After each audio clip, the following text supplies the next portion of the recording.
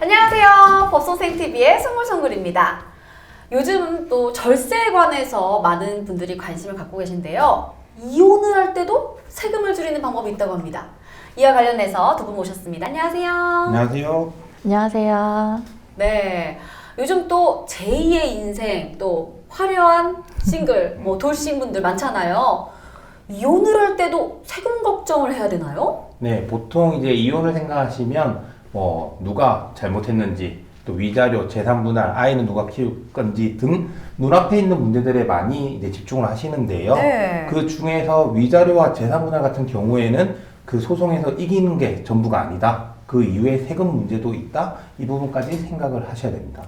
그러면 이혼 시에 어떤 세금 문제가 발생할까요? 네, 위자료를 먼저 살펴보면요. 위자료는 이제 혼인 파탄에 책임을 묻는 겁니다. 가령 혼인 기간 중에 바람을 폈거나, 폭행을 했거나, 아니면 도박 등으로 전 재산을 날리거나, 또는 이제 시댁이나 처가집과의 갈등도 있을 수 있고요. 이런 경우에 혼인이 파탄남으로써 당사자가 받게 되는 정신적 고통을 금전으로나마 위로하기 위한 게 위자료인데요. 네, 이런 위자료 자체가 크게 높지는 않습니다. 아, 그래요? 근데 이제 또 재산이 많은 경우에는 위자료를 많이 받을 수 있고 이렇게 케이스 바이 케이스인 것 같은데 대개 어느 정도 받는 거예요? 저희가 보통 이제 안내드리는 건 부정행위 같은 경우에는 한 1,500에서 3,000 정도고요. 그거밖에 안 받아요? 네, 폭행 같은 경우에는 한 1,000에서 2,000 정도라고 보시면 되는데요. 네. 구체적인 사례에 따라서 조금 올라가거나 내려올 수는 있습니다.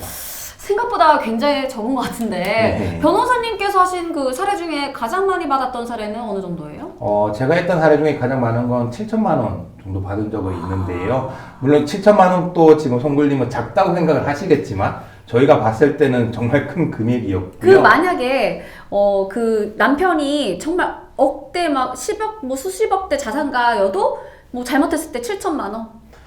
이게 이제 그 케이스 바이 케이스인데 이렇게 생각하시면 됩니다. 남편이 가진 재산이 위자료를 판단할 때 하나의 요소는 될 수가 있지만 아까 말씀드렸다시피 위자료라는 게 이 잘못에 대한 정신적 고통을 위로받는 거거든요. 만약에 재산 분할로 가서 이제 그 남편 재산이 많기 때문에 더 받아올 수는 있어도 위자료를 올리기는 쉽지는 않다. 네, 조금 요소가 다른 거죠. 근데 보통 위자료는 현금으로 많이 받잖아요. 그럼 현금으로 받았으니까 또 증여세를 내야 되는 건가요, 설마? 네, 이제 이혼에 따른 위자료는 변호사님께서 말씀하신 것처럼 정신적인 고통을 배상을 받는 일종의 손해배상금으로서 그렇죠. 어떤 조세 포탈의 목적이 있지 않는 한 이제 증여에 해당하지는 않기 때문에 증여세는 이제 부담하지는 않습니다. 근데 이제 또한 위자료는 소득세법에서 규정하고 있는 소득에 이제 해당이 되지 않기 때문에 소득세 부담도 없습니다. 하지만 세무사님 그 위자료를 현금으로 받는 것과 부동산으로 받는 거는 조금 차이가 있죠? 네, 맞습니다. 이제 위자료로 부동산의 소유권을 이제 이전하는 경우에는 그 부동산을 양도한 대가로 위자료의 소멸이라는 이제 경제적 이익을 얻은 것이기 때문에 소득세법상 유상 양도에 해당합니다. 그래서 양도소득세를 납부를 하셔야 되고요. 다만 1세대 1주택 등 양도소득세 비과세 대상이라면 양도소득세를 내지 않습니다. 또한 부동산의 소유권을 이전받는 것이기 때문에 이제 지방세법상 취득세, 지방소득세, 지방교육세, 농어촌 특별세도 함께 납부하셔야 합니다. 이 부동산으로 위자료를 받는 경우는 내야 되는 세금이 많네요. 근데 이 부동산 같은 경우는 솔직히 금액대가 올라갈 수도 있고 떨어질 수도 있는 거니까 또 그 시기에 따라서 또 다를 것 같아요. 또 제 생각에 그죠? 그렇다면은 이 재산 분할의 경우도 위자료와 똑같은지도 궁금해요. 재산 분할은 위자료와 조금 다릅니다. 말씀드린 대로 위자료는 정신적 고통을 배상하는 손해배상금이지만 네. 재산 분할은 이제 혼인 기간 중에 부부가 공동으로 형성한 재산을 나누는, 그러니까 청산적 요소가 강하거든요. 그래서 세금에 있어서도 위자료와는 조금 차이가 있습니다. 네, 재산 분할로 부동산의 소유권을 이전받는 경우에는 이제 양도소득세가 발생하지는 않습니다. 왜냐하면 자신의 재산을 그대로 가져온 것으로 보기 때문에 즉 결국에 유상양도로는 보지 않는다라는 거죠.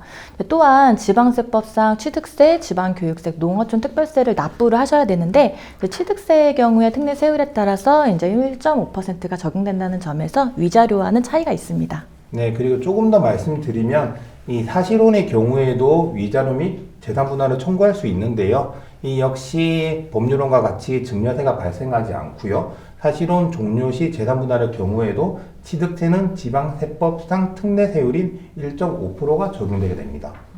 네, 이제 추가로 부동산의 경우에는 위자료와 재산 분할의 차이점이 또 있는데요. 이제 먼저 취득 시기입니다.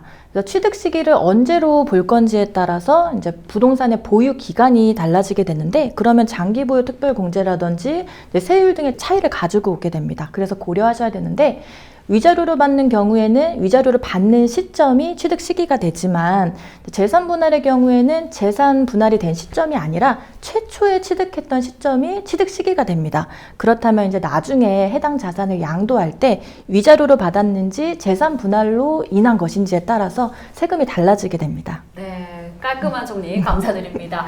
그러니까 이혼에 따른 세금 부담을 피하려면 특히 부동산의 경우에는 가급적 위자료보다는 재산 분할로 하는 것이 좋겠네요. 네, 화려하게 제2의 인생을 꿈꾸며 돌아온 싱글 여러분, 이혼과 세금에 대해서 오늘은 알아봤는데요. 여러분 더 궁금한 사항 있으시면 연락주세요. 어디로? 법선생으로.